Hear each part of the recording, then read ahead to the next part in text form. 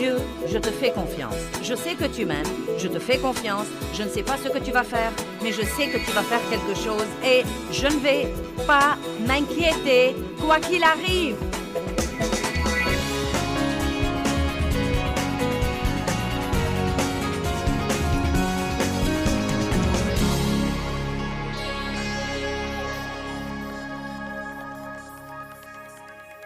Père, nous te rendons grâce pour la parole aujourd'hui et je prie que les vies des gens changent. Je ne veux que personne vienne à cette conférence et qu'il ait l'impression d'avoir perdu son temps. Je veux que le message soit bien compris et qu'il porte du fruit qui dure longtemps. Merci Seigneur pour avoir aidé. Au nom de Jésus, Amen. Jésus a dit, « Venez à moi, vous tous qui êtes fatigués et chargés et accablés. » Et ça s'applique à tout le monde dans notre société aujourd'hui. Et moi, je vous donnerai du repos. Or, le repos dont il parle n'est pas un repos du travail, mais c'est un repos intérieur. Un repos pour votre pensée, pour votre volonté et pour vos émotions pendant que vous faites tout ce que vous devez faire dans la vie.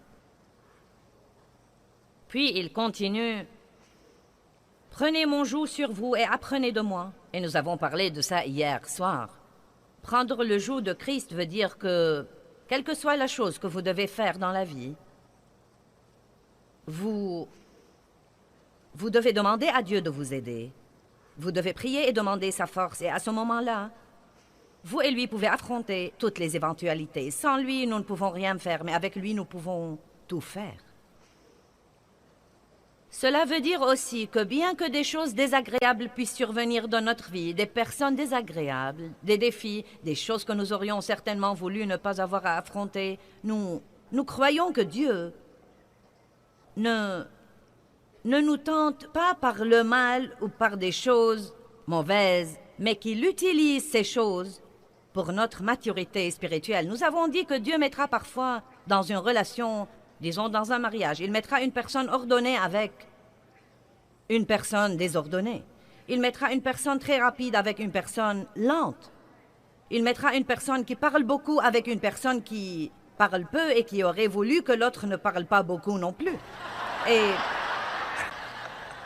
vous savez, Dieu ne nous fait pas de mauvaises farces quand il nous met avec ces personnes qui nous exaspèrent et nous mettent en colère. Il nous donne plutôt une occasion d'acquérir la nature de Christ.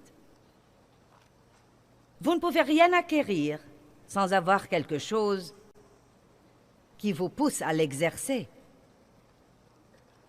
Je pouvais développer mes muscles, mais je ne les ai pas développés avant de commencer à m'exercer.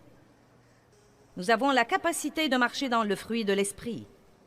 Quand vous recevez le Christ, une graine de tout ce dont vous avez besoin pour être à l'image de Christ est plantée en vous. Vous avez ce dont vous avez besoin pour être une personne pieuse. Mais ces choses ne se développeront jamais en vous si vous n'avez pas une raison qui vous pousse à les exercer et les exercer et les exercer et les exercer. J'ai une graine de patience en moi. Mais bien que je fusse régénérée, il y a très longtemps, j'étais extrêmement impatiente. Cela a probablement été un des plus grands défis dans ma vie. Mais avec les années, j'ai dû faire face à des choses où je n'y pouvais rien. Et j'ai dû supporter des situations dont je n'avais aucun moyen de me débarrasser. Et la patience s'est en fait de plus en plus développée en moi. Et la chose intéressante, c'est que plus je patientais, plus je me reposais. Plus nous arrêtons de stresser à cause des choses, plus nous avons du repos à l'intérieur de nous. Donc, il dit, « Prenez mon joug sur vous et apprenez de moi, car je suis doux, modeste et humble. » Et une personne humble ne résiste pas à tout ce qui arrive dans sa vie. Résister à Dieu est la chose la plus inutile que nous puissions faire. Mais vous savez, une personne humble s'humilie sous la main puissante de Dieu, qui, quand le temps sera venu, pourrait vous exalter et vous élever. Une personne humble ne perd pas son temps à essayer de se délivrer. Elle sait que Dieu seul peut la délivrer. Une personne humble ne perd pas son temps à essayer de faire ce que Dieu seul peut faire.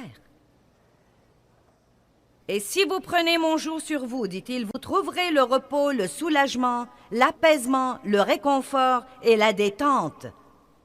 À mon avis, c'est ça les vacances. Le repos, le soulagement, l'apaisement, le réconfort et la détente. Non pas pour votre corps physique, mais pour votre âme. Le point essentiel, c'est que nous pouvons faire tout ce que nous devons faire. Et pourtant, au-dedans de nous, dans notre pensée, notre volonté, dans nos émotions, dans nos âmes, nous pouvons littéralement être en vacances tout le temps. Nous pouvons faire semblant d'être à la plage, sous le soleil chaud.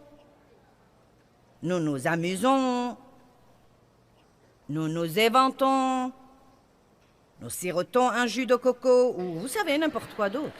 Et... Wow! Vous savez, si la brise fraîchit, nous avons une petite couverture là.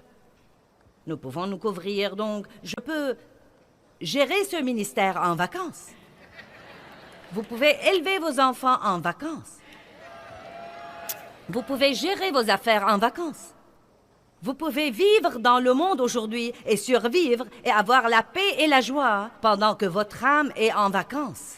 Amen. Cela ne veut pas dire ne rien faire du tout. Cela veut dire en fait que vous pouvez faire davantage.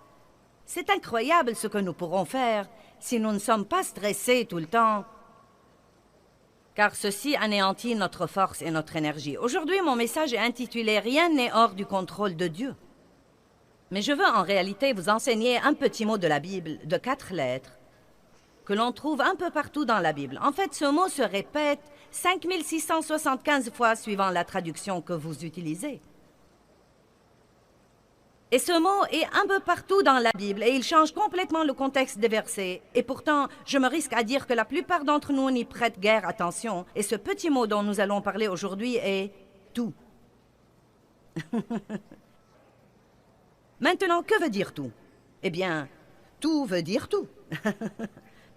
Cela veut dire que rien n'est exclu. Il n'y a rien en dehors de tout. Tout nous prend à l'infini. C'est interminable. Quand je dis tout, où se termine tout?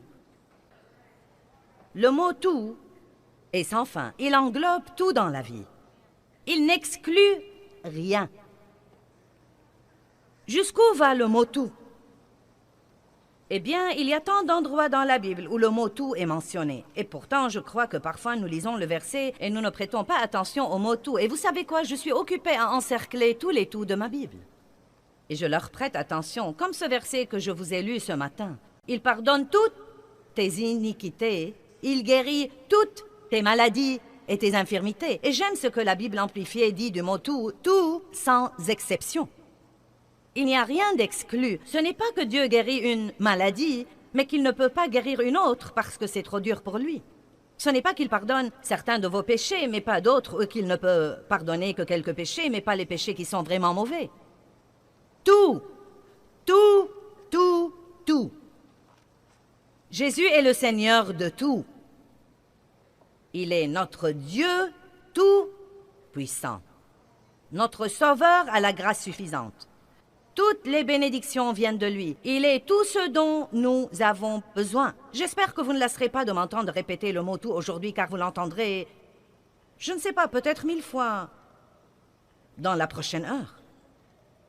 Vous savez, nous disons fréquemment ces choses. Jésus est le Seigneur de tous.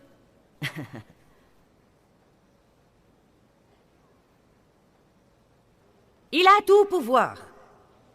Il pardonne tous mes péchés. Mais je me risque à dire que nous ne croyons vraiment pas ça. D'une manière ou d'une autre, nous ne comprenons pas que ça inclut tout.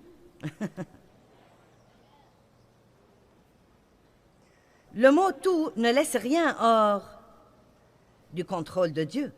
Par exemple, Jean 21, 17 dit « Seigneur, tu sais toutes choses. » Oh. Cela veut dire qu'il sait la mauvaise attitude que vous avez adoptée ce matin avant de venir ici. Cela veut dire qu'il sait comment vous avez agi hier soir en essayant de sortir du parking.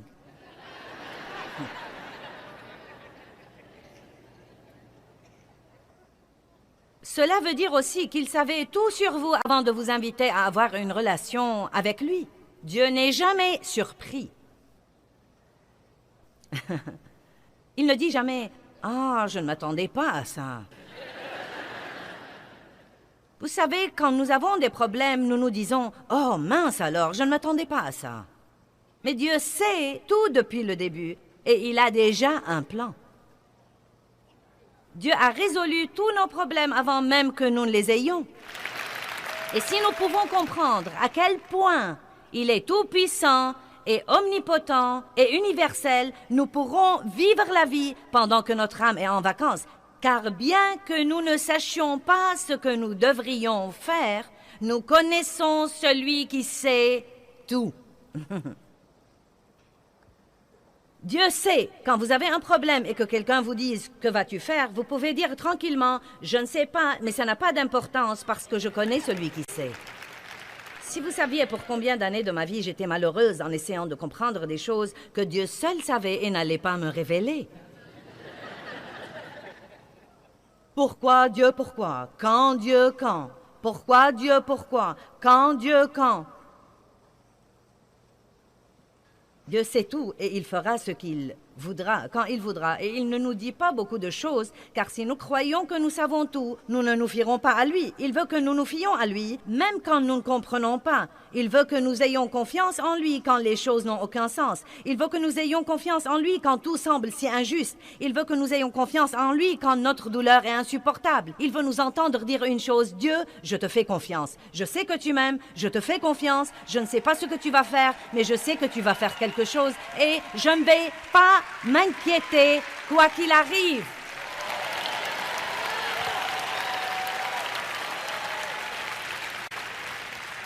Je crois que je m'exposerai au soleil aujourd'hui et je parle ici du Fils de Dieu. Je vais rester dans la présence de Dieu et laisser le soleil de la justice se lever sur moi. Je veux exaspérer le diable et rester heureuse pendant qu'il fait de son mieux. Amen. Laissez-moi vous poser une question. Votre façon de vous y prendre avec vos problèmes les résout?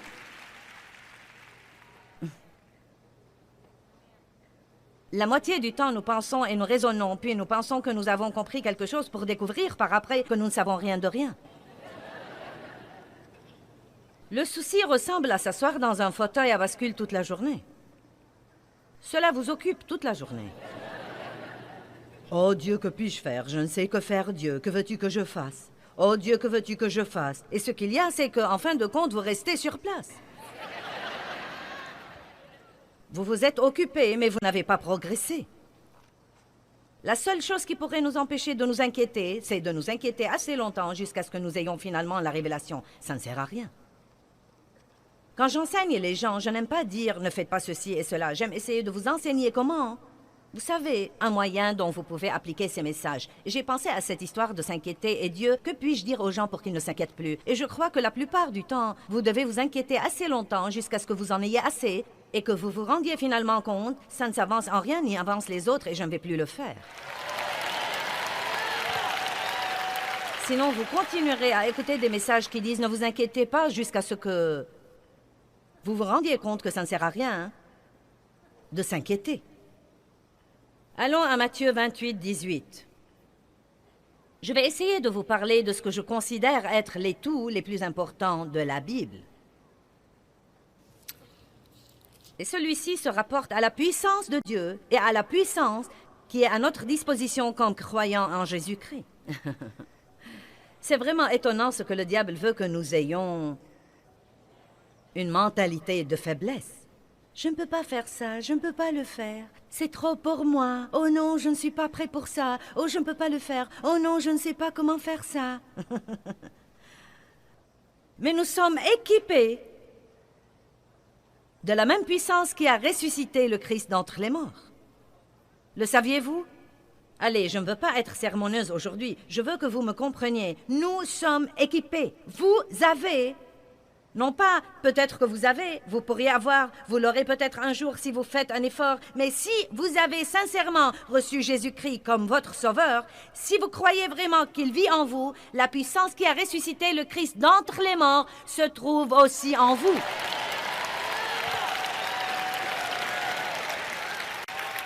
Oubliez donc les « je ne peux pas » et les « mais ». Eh bien, vous savez, eh bien, mais. Eh bien, mais je sais, mais. Eh bien, vous savez, je sais, mais. Eh bien, je ne peux pas, je ne peux pas, je ne peux pas. J'ai entendu une fille dire cette semaine, les miracles viennent avec les « je peux ». Je puis toutes choses par le Christ, qui me fortifie. Matthieu 28. Et Jésus, s'approchant, leur parla, disant, « Tout pouvoir, toute autorité, dans le ciel et sur la terre, m'ont été donnés. Allez donc et faites des disciples de toutes les nations, les baptisant au nom du Père et du Fils et du Saint-Esprit, leur enseignant à garder toutes les choses que je vous ai commandées. Et voici, je suis avec vous tous les jours, jusqu'à la fin du monde. » Dieu, je ne sens vraiment pas ta présence. J'ai prié ce matin et je n'ai pas senti que Dieu était quelque part, même pas dans le quartier. Eh bien, ne vous inquiétez pas de ce que vous ressentez. Arrêtez de laisser vos sentiments voter. Jésus est avec vous tout le temps. Il a dit, voici, je ne vous laisserai point et je ne vous abandonnerai point. Jésus a dit, je serai avec vous tous les jours de votre vie. Allez, ne spiritualisez pas trop ce verset. Quelle est la chose que vous sentez que Dieu vous demande de faire dans la vie? Êtes-vous dans un mariage difficile, mais vous sentez que Dieu vous demande de tenir bon? Avez-vous un enfant qui est sur le point de vous rendre folle, mais vous savez que vous devez rester avec lui et croire en lui et que Dieu va tout arranger? Avez-vous fait beaucoup d'erreurs dans le passé et des choses que vous n'auriez pas dû faire? Et maintenant, vous avez beaucoup de dettes et vous avez dans votre vie beaucoup de désordre à arranger et vous sentez souvent que c'est trop accablant pour y toucher. Et vous essayez depuis 5 ans déjà et vous sentez que vous n'avez fait aucun progrès. Vous savez quoi? Quelle que soit la chose que vous devez faire, que ce soit gérer un ministère mondial, ou rouler dans le trafic, ou élever vos enfants, ou faire face à une situation difficile, ou des beaux-parents avec qui vous devez vous entendre, ou ne pas avoir un bon logis, tout pouvoir lui a été donné dans le ciel et sur la terre. Par conséquent, vous pouvez donc faire ce qu'il vous a demandé de faire. Vous n'êtes pas très content et je ne vais pas arrêter avant que nous soyez vraiment contents.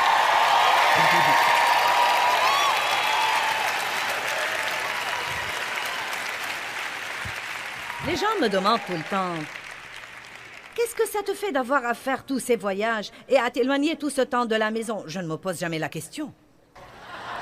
Arrêtez de vous demander ce que vous ressentez, car sinon vous aurez toujours de mauvaises réponses. Ne vous demandez pas ce que vous pensez. Faites simplement ce que vous savez dans votre esprit que Dieu veut que vous fassiez. Si Dieu vous a dit de rester dans une situation difficile et ne pas abandonner parce qu'il veut vous utiliser, ne restez pas là à ne rien faire et à vous demander ce que vous ressentez et à parler à tout le monde de ce que vous ressentez et à parler à tout le monde de ce que vous ressentez et à parler à tout le monde de ce que vous ressentez et à parler à tout le monde de ce que vous ressentez et à parler à tout le monde de ce que vous ressentez. Quand les gens vous demandent « Qu'est-ce que ça te fait ?» dites « Je ne sais pas, je ne me demande jamais. Je fais simplement ce que je crois que Dieu m'a mis dans le cœur. Je fais simplement ce qu'il me dit de faire. »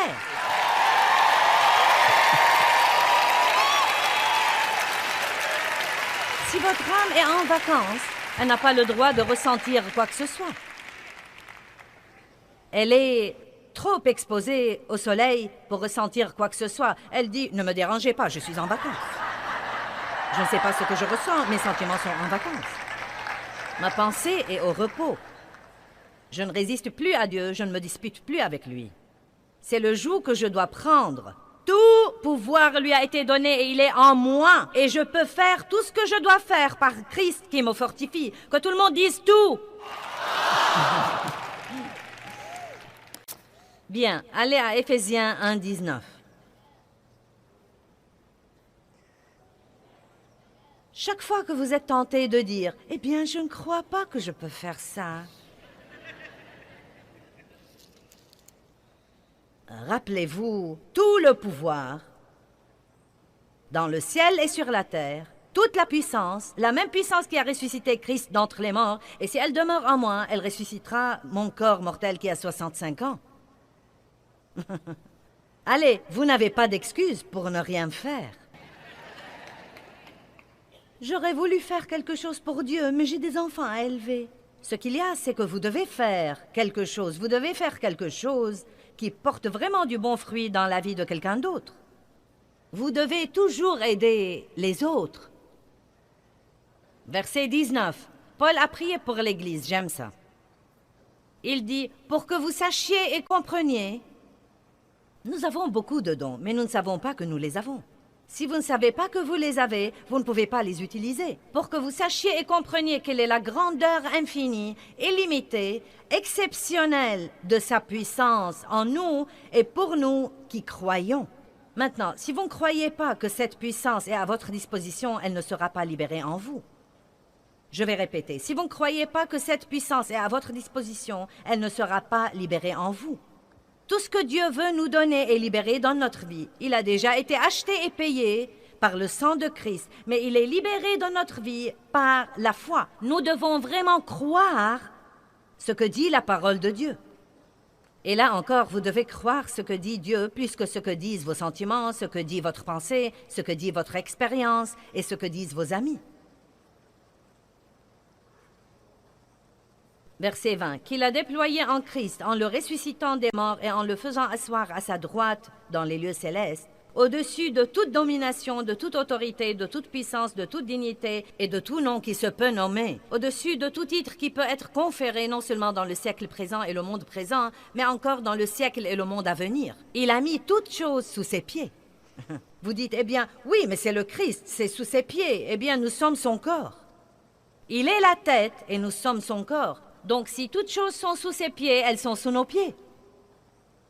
Il a tout mis sous ses pieds et il l'a donné pour chef universel et suprême à l'Église, une direction exercée dans toute l'Église, qui est son corps, la plénitude de celui, maintenant comprenez, qui remplit tout en tous, car dans ce corps vit la plénitude de celui qui accomplit tout et qui remplit tout de lui-même. Je ne sais pas ce que vous en pensez, mais je sais dans mon fort intérieur que Dieu est ici aujourd'hui.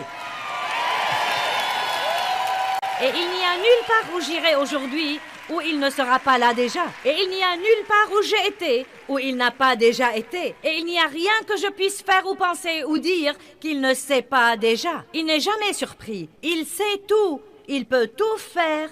Il est avec moi tout le temps. Il a tout le pouvoir, toute la connaissance. Et nous voilà.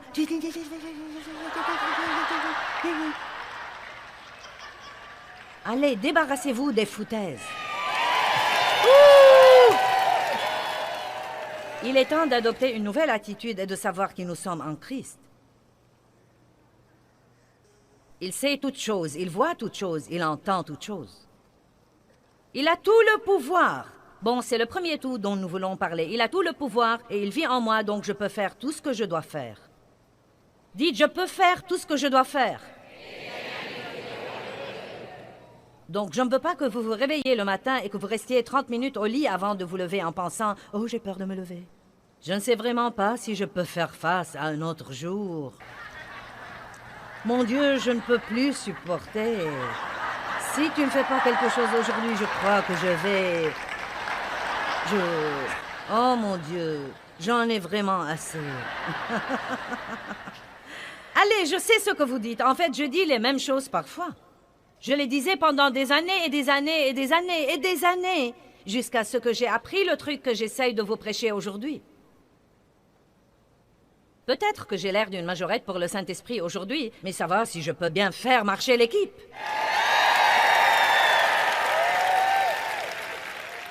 Maintenant, combien de nos péchés nous a-t-il pardonnés?